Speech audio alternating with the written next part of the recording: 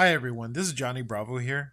I want to go over the PGYTech carrying case for the Mavic Mini.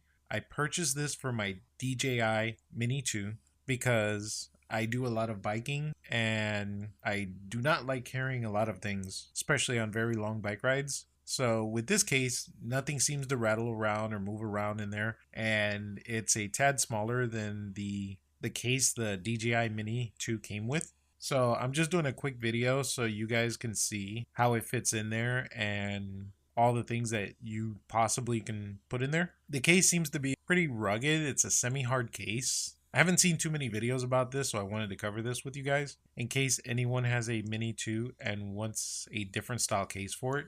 If you have any questions or anything about this case, please leave a comment and let me know what you think. I'm going to leave the link in the description where you can find it on Amazon. I believe the case is $26.49 US dollars. And please like, share, and subscribe to the channel. It would mean a lot to us. Keep flying, and everyone please stay safe.